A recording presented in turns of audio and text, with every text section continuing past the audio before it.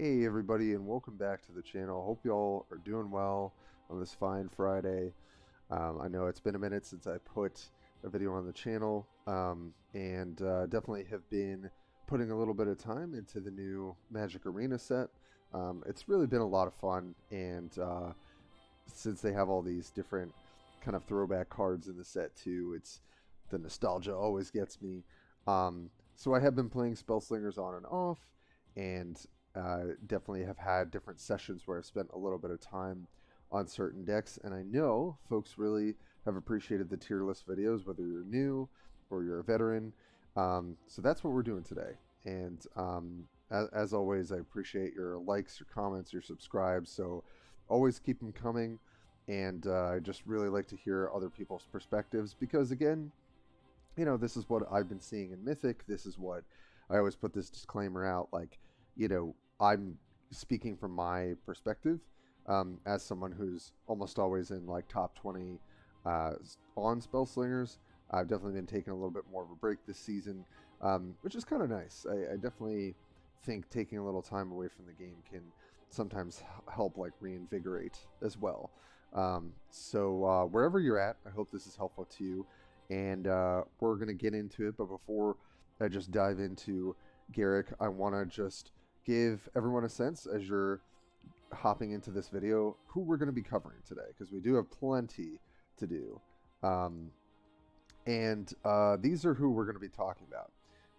I feel very confident about this S and A tier. I really was hesitant to put anything in the S tier for the last couple of videos because it just felt like it was really hard to tell like what was kind of ahead of everything.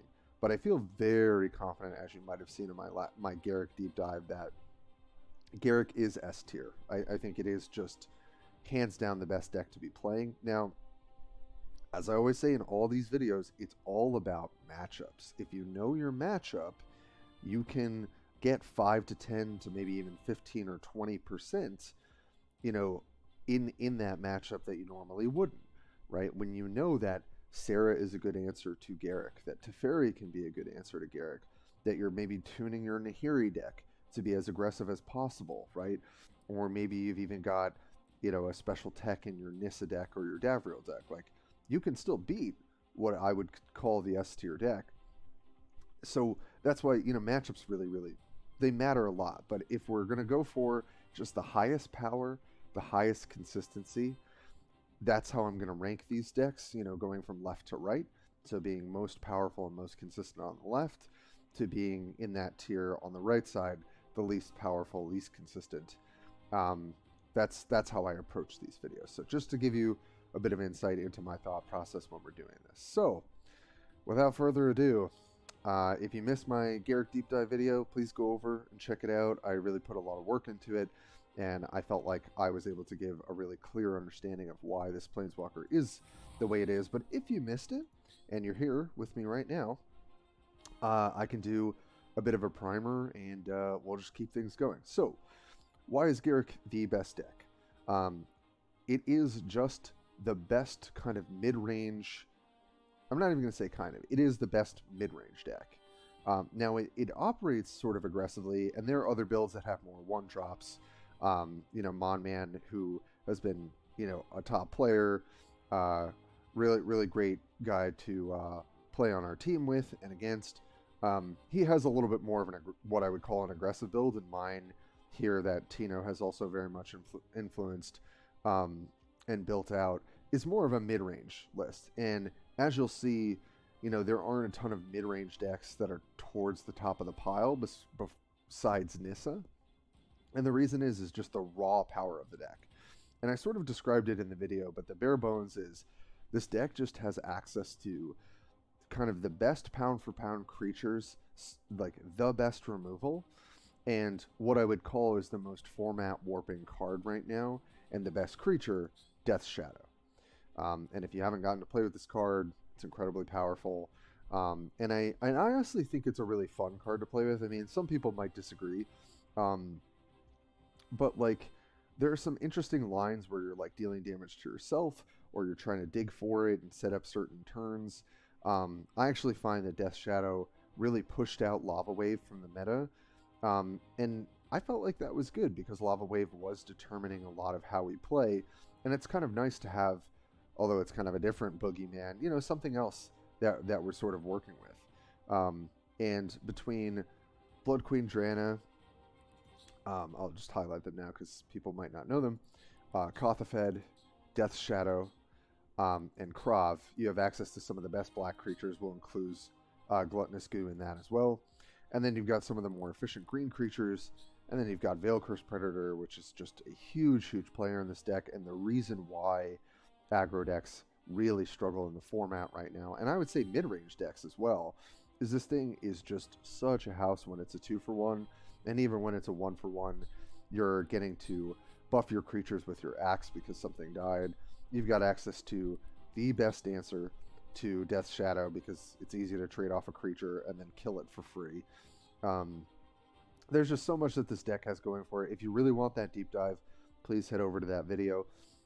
But needless to say, I just think, like, whether your goal is to hit Mythic or it's to be at the absolute top of Mythic, wherever you want to be, I just would encourage you to play this deck. You'll have bad matchups at times. You'll have tough games, but across the board, it's not hard to get 80 to 85% win rate with this deck when you're playing it well and you know your matchups. And that's just huge. I mean, that sort of win percentage is really... I'll talk about some other decks I think that get close, but I just think across the board, the win rate and getting those trophies and climbing, this is the deck to do it. And if you have to swap out different cards, I don't think it affects it that much. I'm very partial to this specific build of Garruk, but you definitely can change it around depending on what you're seeing. Yeah, it's hard to recommend anything else other than Garruk, and I think pretty much all of the top grinders and top players are playing Garruk. So my guess would be when and if we get a patch to address the metagame and just shake things up, Garruk probably needs to be nerfed. It's just it has a little bit too much power across the board, is how I feel about it. So that is good old Scary Gary. And of course, the next one we got to go to is Nissa, which I think has definitely, her placement in my mind has changed a little bit. And originally I had felt that she was still kind of even with Garruk in terms of power level and consistency, and I just don't feel that way anymore. I think she's still incredibly strong. I think Pixie Trickster is just one of the best answers that she gets access to. And, you know, technically any blue deck does, because this is just the best answer to Death's Shadow right now. And this is a deck construction I was kind of playing around with, just trying to shore up my sort of early game, and still play this sort of like one of Lava Wave, and maybe a Crush of Worms against Garruk can be pretty effective. So this was Nissa mid-range that I sort of tuned a little bit more towards Garruk. And I still think that it's, in a vacuum, it's still a very strong deck, and that's why I would still encourage people to play Nissa. But if you said, go to a tournament and you want to win it, would you show up with Nissa or Garruk? I would say Garruk, hands down. I also think Garruk's matchup into Nissa is pretty fine. I think Garruk is advantaged, actually. Again, you could still win these matchups, right? It's when you really know how your opponent's going to sequence their creatures and their spells and things like that, you can get a lot of advantages. But I just think that Nissa does have clunky draws, right? If she draws like her top end, it's pretty bad. Sometimes when you draw all your ramp and then a bunch of little dirtily creatures, it doesn't really do a lot. So, and Garruk can have awkward draws, but I don't think it's to the degree that Nissa does. And that's what makes that deck really strong, is that it's just really hard for that deck not to always be applying pressure. And Nissa doesn't really operate that way. She's like building up her resources, right, getting that mana advantage, and then she has like 3 to 4 very strong turns to kind of close out the game. That's kind of hard to do when your opponent is beating your face in with big creatures and like overstated small creatures, and like a boatload of removal and like card advantage. I think it's just really, really hard to do that. But I still would encourage people to play something like this. I will throw up OTK, which I had wanted to update and kind of felt, okay, if Day of Judgment is going to be good in the format, why not just return to the one-turn kill with Nissa? And for those who aren't familiar, the combination is Strahd, Lord of the Ravenloft, which sets both players to 10, and then Hasten on it, right? It's a 10/10 flyer with haste. And you have ways to clear the way, right? You can grudge match something the turn prior, Daybreak Ranger it. Obviously, you could Day of Judgment, just wipe the whole board. And then I think, I guess I took it out, but like Vine Snare Hunter is pretty nice. It makes any creatures your opponent controls not have flying anymore, so that could be a really good answer. I haven't gotten to test this that much, and the games that I did, I was like, this probably needs some tweaking. But if you want a different flavor of Nissa, I don't think that this is the worst option right now into Garruk, because you can just go really over the top. And I think this land, although it can be really awkward, is sometimes very, very valuable for keeping your life total high. And Nissa also has all this incidental life gain. And I say that because I highlight this because Garruk struggles with the Serra matchup because of the sheer amount of life and removal that she has. And I don't think it's a bad idea to be like biding your time. And I think when you have this land in your deck, Day of Judgment is very synergistic, because all you need to do is get to a place where you have enough life where you can wrath the board and then turn the game from there. So that's kind of why I still feel like it's a decent choice for the one-turn kill combo. So, people were really tired of this deck when it was oppressive. Garruk came along, and I feel like, knocked Nissa off the highest part of the totem pole. But it's still very, very powerful and very, very consistent as far as mid-range decks go. And like I said, I feel like it's kind of the only mid-range deck to really choose at the moment. And maybe we'll expand on that a little bit more in the next video. So that is Nissa. Who do we got next? Davriel. Okay, I'm going to spend a little time on our boy Davriel. Because also I just think it's one of the most fun decks to be playing right now. Again, shout out to Monman. This is a similar, I think, might not be the same, but it's very, very, very similar list that he had been playing, and I had maybe tweaked a little bit with the help of some other team members on MTG SS.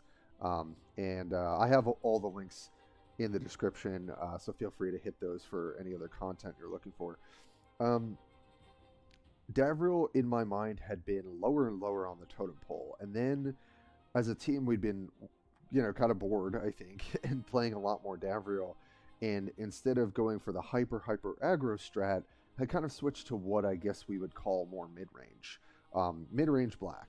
And why would you want to be playing a mid-range black deck that isn't Garruk? Really good question to be asking yourself, and I think the answer is Kothafed is excellent, Death Shadow is excellent. And I've always said this in every Davriel video. Davriel is the best enabler for Death Shadow, because it's so easy to deal chunks of damage to yourself and stabilize and drop a Death Shadow extremely quickly.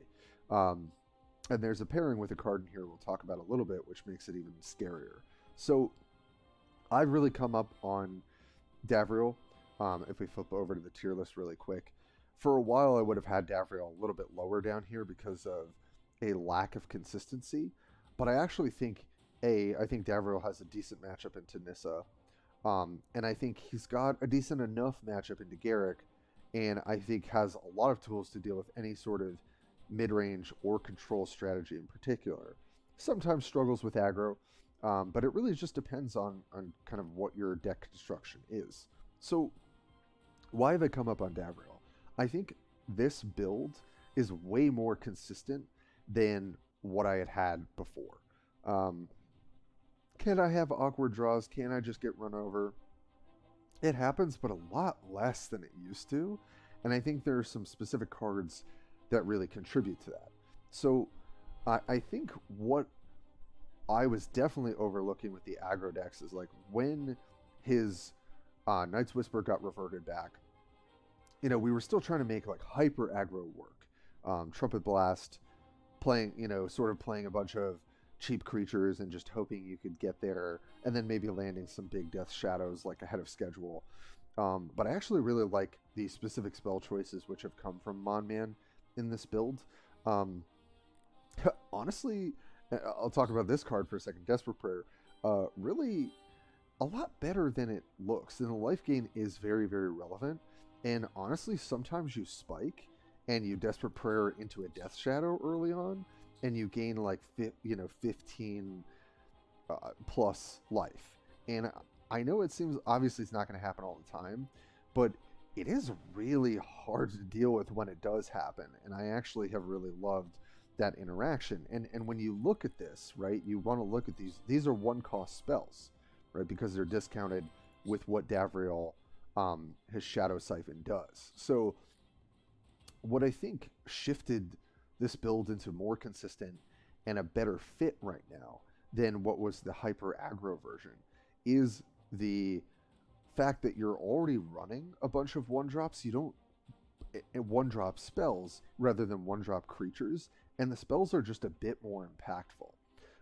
So you've got Desperate Prayer on 1, you've got Unsummon on 1, you've got Anticipate on 1, and you've also got Mana Surge on 1, Takedown on 1, Grudge Match on 1, right? And of course you're not always casting all of these spells because they're conditional on turn 1, but they're very, very cheap. And you also, of course, have your Paincast Demon, which is your best 1-drop. And so when you think about it, it's like you don't really need to run all these kind of crappy 1-drop creatures when you could just be running like pretty powerful, efficient 1-drop spells. And instead of thinking big with like, oh, do I want to run Lava Wave or Day of Judgment or things like that, you're just running hyper efficient 1-for-1 or like card advantage spells from all the different colors. And I really, really have liked this package. And then we have to talk about Drain Blood, because I overlooked this card a lot. I was like, obviously I see it in Vraska. I think who else would run it? Maybe Soren and some other folks. Ashiok. It actually is such a helpful spell in this deck. I mean, 2 damage doesn't get there a lot of the time, but the draining, the gaining 2, is actually really, really relevant. And you can obviously hit it off of Night's Whisper. And sometimes early on, when you're a little bit behind and you're trying to stabilize, Drain Blood can do a lot of work for you. And I think that it is an auto-include in this more mid-range version. And I've been extremely, extremely happy with it. The creature package hasn't really changed much, so I won't spend a ton of time on that. Needless to say, I've always been very, very impressed by Infectious Scorpion, just as a 2-for-1. Same thing with Dark Confidant. Now, Path to Exile is definitely a choice, and I just think that in a world of Garruk, where they just have these like monstrous creatures that you need to interact with, Path to Exile, I mean, like giving a Garruk extra mana, like, does it feel good? No. Is it backbreaking? Like, not really. Like, I don't think it. You need to be able to answer their shadows. You need to be able to answer their Krovs. And, you know, after the Ooze doesn't have Ward, you need to be able to answer that. And Path to Exile is one of the best ways to do it, which is also, I think, what makes this playable is it costs 2, not 3. So, you know, it's just really easy to double spell, like play your own 1-drop or some other, 2-drop, and then Path to Exile, they're like really good 4-drop or 5-drop or something like that. And then Divination, of course, costs 2. That's also good. Davriel's Scourge with a lot of these really cheap spells just kind of goes off. And like there are just some turns where it's easy to like go Davriel Scourge, play a 1-drop spell, next turn play like 2 or 3 spells, and that being able to drain 1 on each spell proc really does help keep your life total in a more stable place, and I think that that's really important. Now, this card I think has gone back and forth in my mind of like, is it worth it, is it not? I still think Unstable Mutagens is one of your best threats in mid-range and control matchups because you're just getting way more bang for your buck out of every single creature. And the reason it's even scarier and gives you a bit more of an edge, like I said earlier, is the combination with Death Shadow. So the fact that you can give your Death Shadow haste, sneak, ward, flying, right, relentless potentially. There's just so many keywords that make this card, aside from a stat change, like an even crazier threat. And because Unstable Mutagens cost 2, you can play it on turn 1 or turn 2, right, when you have it early on, and you can fetch it out, or you have a chance to hit it. I shouldn't say you fetch it, because you don't specifically get that card in your hand. With Night's Whisper, I do think that it's still worth one of those color slots. And then Krav, it's easy to enable Death Shadow with it. It is a big creature that can tussle with some of what Garruk's doing, or go over the top of some of your other mid-range opponents. And, killing off a Merchant of Death or an Infectious Scorpion, right, or even like a Davriel Scourge or Pingcast Demon if need be, is totally fine. Like if you're really, really low on life. But also just dealing damage to yourself and knocking off, 6 from Death Shadow. Obviously a really easy way to turbo out Death Shadow. And if you're on the draw, right, you've got your empty Mana Crystal and you've got Mana Surge, you can high roll and play Krav your first turn. So there's a little bit of this kind of combo potential with Krav, and also he's just a really, really strong black creature right now. And I think we need all the strength we can get when we're living in a world of Garruk stampeding around. And these last couple slots, not too much to say, but Flagrant Foul I definitely have come up on, especially against the little bit more of the mid-range package coming out of Garruk. Flagrant Foul just does its weight. It pulls its weight, rather. You need unconditional removal for a lot of the creatures. It's not about dealing a certain amount of damage to them, although I do think Drain Blood is kind of nice into Garruk because often they are trading their toughness for their power. But Flagrant Foul, you just want to kill those Death Shadows. That's the main consideration with this card. And the fact that, again, you can have a chance of hitting it off of Night's Whisper is really, really nice. Not only for thinning out your deck is what Night Whisper does, it just gives you a higher chance of hitting those spells, obviously. And then Lightning Helix, I think, has been a staple in the deck and is just a really, really synergistic spell for what you're doing. And then not much to say about Kothfed and Death Shadow. My closing thoughts on this Planeswalker, I think it is the most fun deck to play.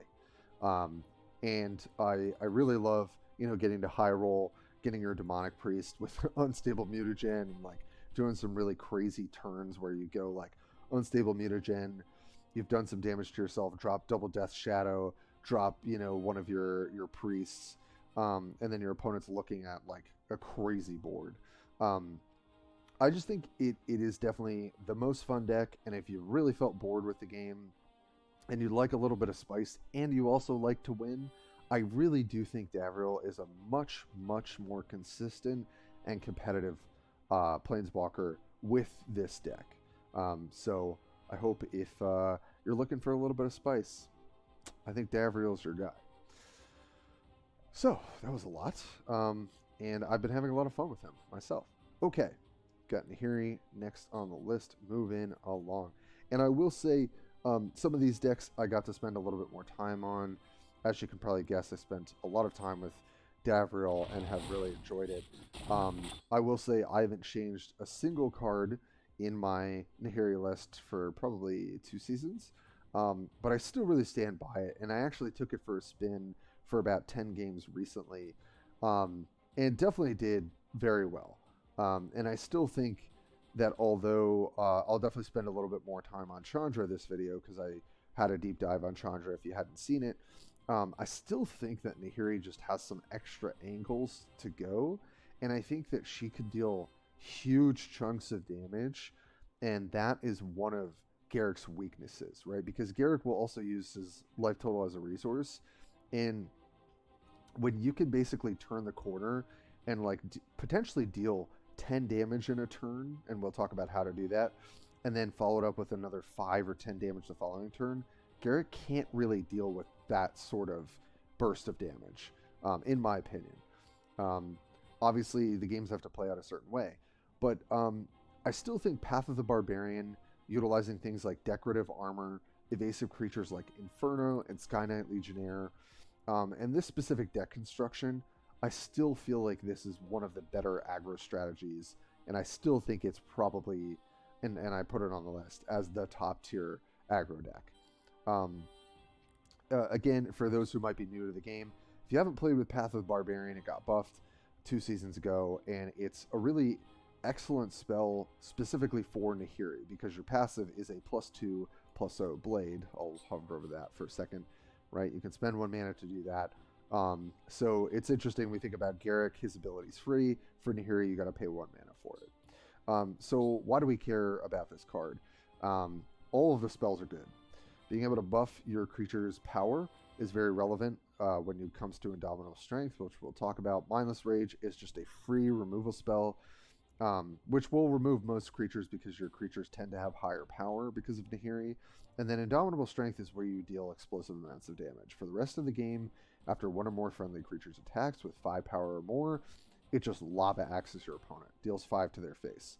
So how do you deal 10 damage in a turn? You play a Sky Knight Legionnaire, you suit it up with a sword, give it +1/+0 either from Willful Smith or the first part of your Axe of Vengeance, which you just keep on the board. This deals 5 to 6 in the air, and then you're lava axing them another 5, right? So, Garruk only has Drana and Kothafed. Those are the 2 flying creatures they have, and they don't have any reach creatures. So that's probably the best angle on attack. That's why I still think Fledgling Gryff is very good. And even stuff like Vanguard and Two-Headed Hellhound, Lemur and Goblin, and obviously Iguana and things being buffed by Sword Cannoneer, you just have a lot of high-power creatures that are able to obviously just 1-for-1 with what Garruk's doing. And I do center my meta discussions, my tier lists around how are you beating the best deck in the format, right? And I think Nahiri has a pretty good shot at it.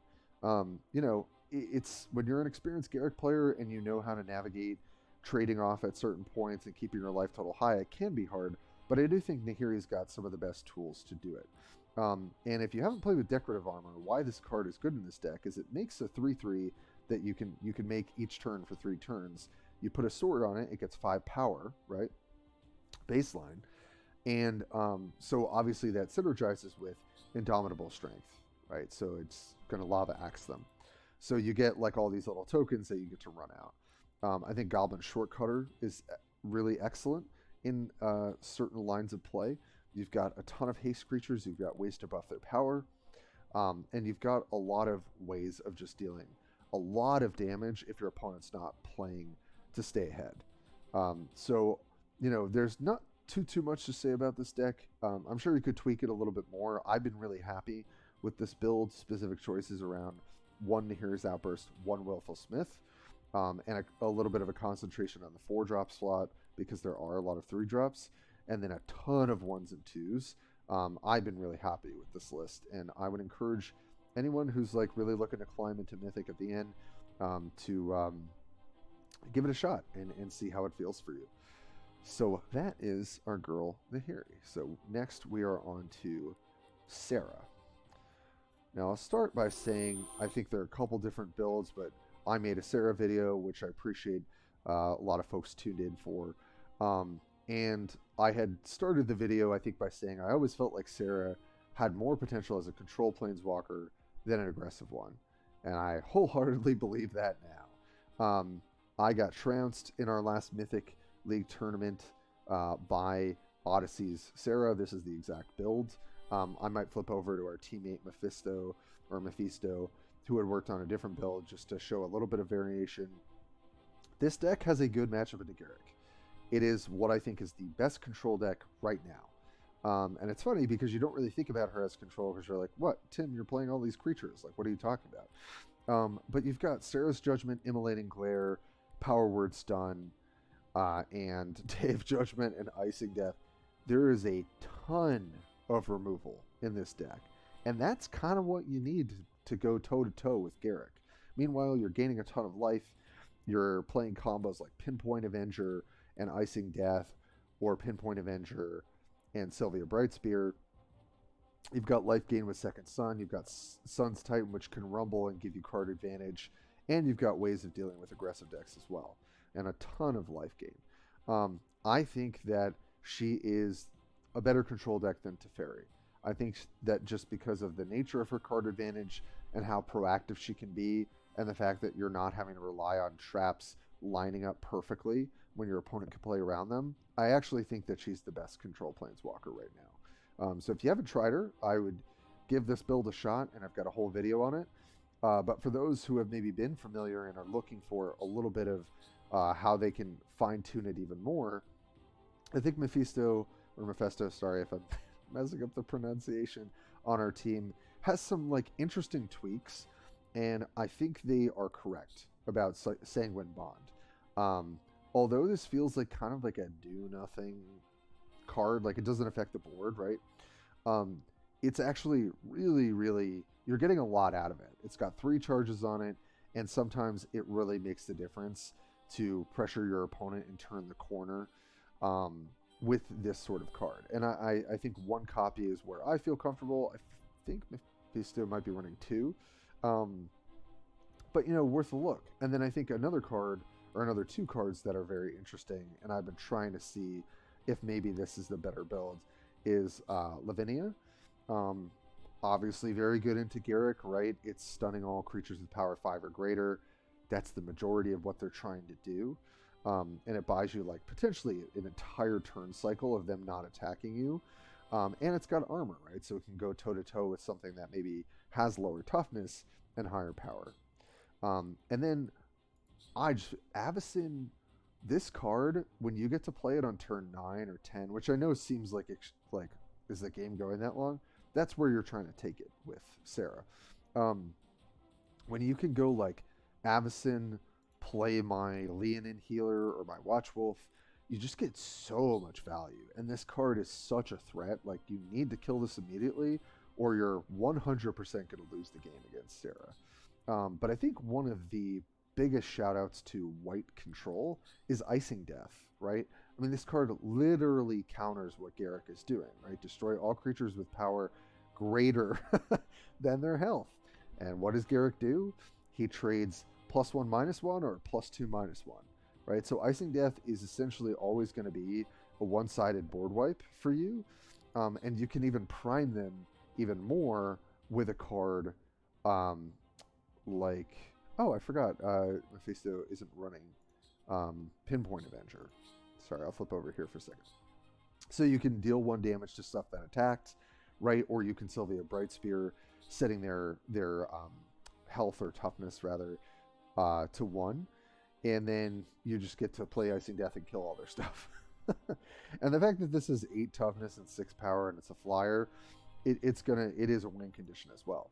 The last thing I'll say, for those who might be wondering, like, why are you running a 10 drop, Tim? So, to be fair, you can spike it off Desperate Prayer and gain 10 life, right? That's not why you're running it, though. That is just a little fun, little cheeky interaction. But, when you're stalling the game out and you're playing Second Sun's Dawn, right, there's probably going to be a turn cycle where you could just play Strahd, live, and either kill them by attacking with Strahd when they don't have a flyer, or you just play your Second Sun when you draw it. And Strahd is just a way of like 100% closing the door on your opponent, which is a really great thing for a control deck to have. And I just think that Serra has access to some of the best removal to deal with Garruk. Immolating Glare, incredible, right? Serra's Judgment, really, really good. Power Word Stun, really, really good. And then you've got Day of Judgment, and you've got Icing Death. There's just, you have the best suite of removal and card advantage to keep up with Garruk and go over the top. So I really, if you have not picked up Serra to deal with all the Garruks running around, I think you're missing out. Now, the games are a bit longer, right? And when we think about grinding, right, like obviously games take longer, you play less games. But I think if you're just seeing so much Garruk, Odyssey was onto this about a month ago, and I still think that it is like the best control option. Can't really talk it up any more than that. But I would be remiss if we still didn't, if we didn't talk about Teferi, because Teferi is still a very good control contender. I would say it's still not a great matchup for Garruk. I've definitely won plenty of games playing Garruk into Teferi because sometimes your pressure is just too consistent for them to deal with. But I do still think that generally the matchup is more towards Teferi because you have a lot of ways to 1-for-1, and then you have your card advantage from your passive, right, where you're drawing cards every time you're playing your 3 spells. Vindictive Shot is good, Immolating Glare is good. This build, I wanted to run Path to Exile for even more removal, and Pixie Trickster as well. I would take my build with a grain of salt. I have not sunk a lot of time into Teferi. I might try and do a deep dive video at some point because I think there are quite a few people who do enjoy playing him. So feel free to tweak the numbers, but I think Disorient helps in the early game a little bit. Runeshell Crab can be very helpful. Vindictive Shot, Snapshell Turtle. You really have to make sure that you are developing your board early on, or you will absolutely get stomped and run over by Garruk. So there's not a lot to say here, other than I think Pixie Trickster is an essential strategy as blue decks dealing with Garruk right now. So definitely don't sleep on that card. So we're just zooming along. All right, Chandra.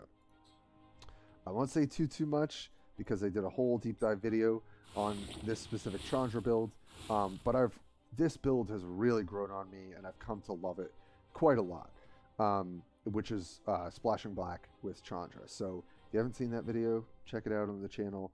I still think that it's a very relevant deck right now, and I've actually played against it a couple times, which I was like, you're proud, and also it's bittersweet when you lose to the deck that you've made a whole YouTube video about and worked on, but mostly proud, I will say. I just think that it has a few other angles, and I just really think that Yenogu, sorry, not Get to Archer, Yenogu is just one of the most obnoxious and strong ways of closing out the game as Chandra, especially when you're running Ember Spawn Crags to feed to it. And then I think Lava X is just better than other ways of closing out the game because the direct damage matters so much. Sometimes you spike with a 2-headed Hellhound early into a Sword Cannoneer. Sometimes you connect twice with Fire Elemental because of your Goblin Shortcutters or Takedown, right? I just think Takedown is excellent. I think Rage Runner, I said it before, is better than Colonian Tusker because it answers both questions. Do they not have a blocker? Haste. Do they have a blocker? Sneak. And just having that modality is really important. I think Get to Archer actually has been such a role player in this deck. And I think that Looting Lizard also has been a real role player in the deck when every good deck has excellent card advantage. I think Looting Lizard on turn 6 or 7 is one of the best things that you can be doing in Chandra. So I think that Chandra and Nahiri are and have been the best aggressive decks if we're not really counting Garruk, which I wouldn't. I would count Garruk as mid-range. I think Nahiri has a bit of a better spread against Garruk, but I think that this build of Chandra could definitely deal with what Garruk's doing or other decks are doing. So I think that this particular build, if you haven't taken it for a spin, again, I would encourage you to give it a shot. It takes a little bit of getting used to on how to sequence certain things, but I think you'll find that it lines up pretty well with where our format is at right now. Well, all right, down to the last two. All righty, let's do it. So we've got Vraska. Where are you, Vrasky? Full disclosure, have not played a ton of Vraska. Actually, let me go over to... Is this the build? Sorry, folks. I actually had a couple builds I was thinking about. I think this was my most recent build. Yeah, I would probably stay Finale Destination. Vraska, I still think is a good option, but I really have come down so far on her. It's so funny because I remember distinctly thinking, isn't Vraska just better than Garruk? Like, doesn't she have better signature spells and has more card advantage? And the answer is that Garruk is far and away a better black-green deck. But Vraska still has access to some of the best removal, really solid card advantage, and different angles of winning. And I feel like this kind of cheaper version of her is where we landed about a month ago, and I feel like I'm pretty happy with it. You've got a lot of stuff to do early. I actually kind of liked the one copy of Dodge Death to, gain 6 life off of Soul of the Wood in a pinch if I needed to, or, rip cards out of other mid-range deck or control deck hands off of Shadeborn Steed. Still really big fan of Daybreak Ranger, obviously Gluttonous Goo, and Turd to Stone is still one of the best removal spells in the game. So I still think that she's competitive. She tends to be very consistent with her game plan, and you get to run Kothafed. Now, you could put Death Shadow in the deck. I haven't really tried that package as much, but I think it is probably worth a try. I think that I tend to prefer Woodland Hermitage running Death Shadow. You could also run the other one. I'm blanking on the name right now. Oh, where are you, Garruk? Sorry, Davriel is the one that we run it with. Where are you? Right, Westvale Abbey. Jeez, it's been a long week, folks. So you could try Westvale Abbey with Death Shadow as well in this sort of build.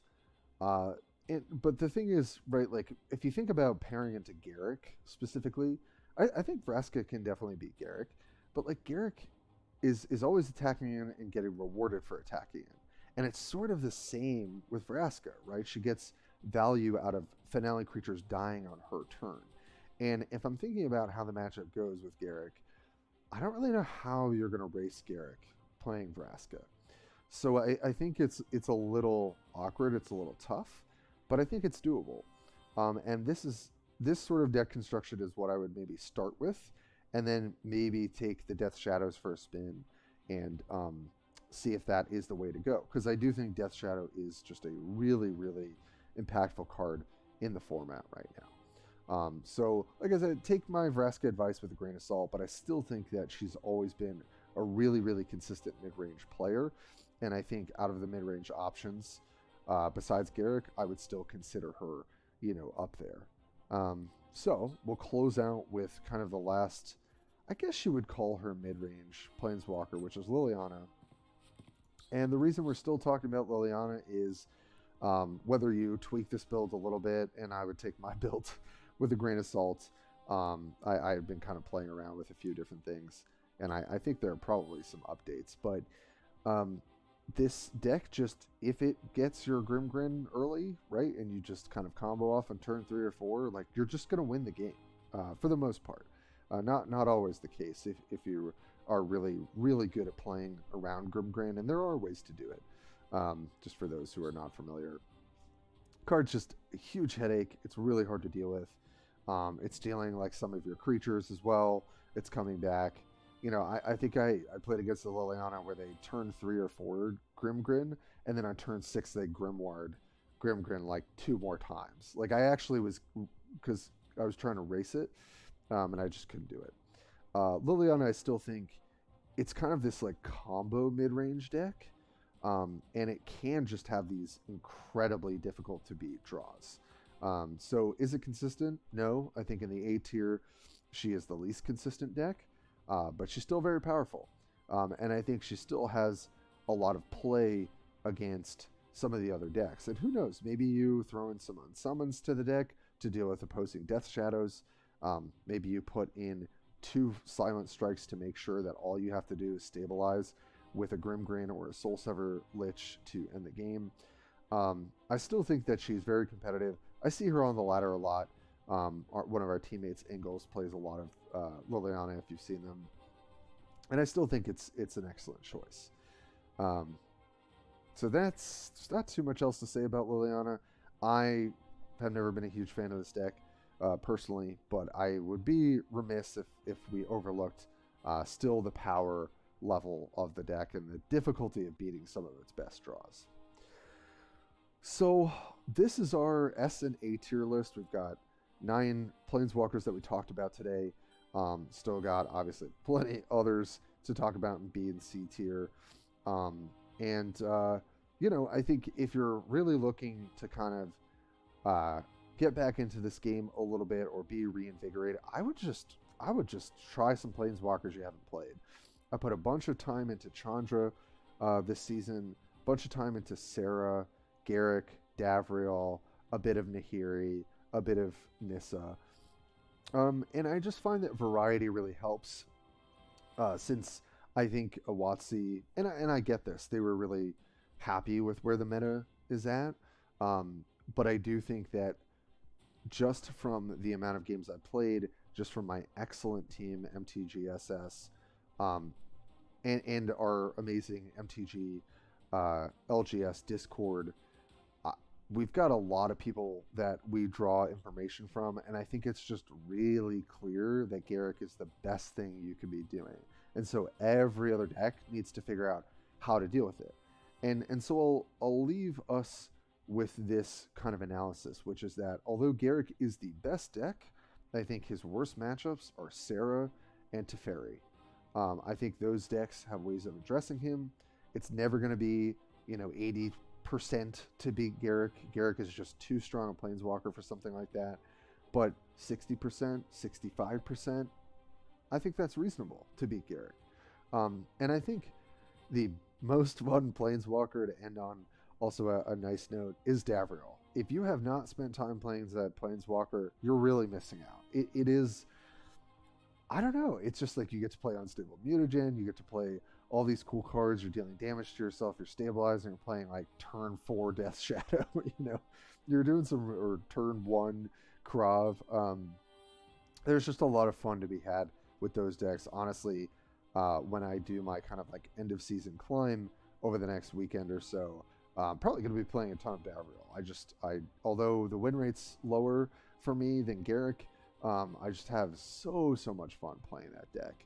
It just feels like you're playing a different game sometimes. So, yeah, if you are trying to be competitive, if you're trying to hit Mythic for the first time, if you're trying to get high Mythic, I think this is my best analysis for you. And as always, appreciate the support. As a quick reminder, I don't want to forget, we will be having our Mythic League tournament, our second one, at the end of the month. And as a reminder, for those who participated in the first one, you can't use the same Planeswalker. I played Garruk last month when I was pretty sure he was the best one, and lost out because Odyssey had a really, really good read with their Serra deck. So again, shout out to them. So I'm not going to play Garruk this time around. We'll see who I play. It might be Davriel. Maybe I'll give Chandra and Nahiri a spin, or maybe I'll play Serra. Who knows? But please feel free to join our Discord. Obviously, the link and all of that's in the description. And if you haven't played in the Mythic League tournament, the only thing you got to do to qualify is be Mythic. So if you can be Mythic by probably the I guess like mid next week or so. This is going out on Friday, April 21st. I would say spend the next couple days trying to grind it out and hit Mythic. Then you'll be able to qualify and sign up and all that good stuff. So anyway, thank you all, folks, as per usual, for your support. A little preview, I'll definitely be putting some Magic the Gathering content up on the page. Been having a lot of fun with that. And I'll definitely have, some other MTG Spellslingers related content coming soon, especially if we get anything new or any changes. I'm going to be on that real quick because I love this game, and I'm hoping that it will continue to grow. So other than that, thanks for joining me. I'll catch you all next time.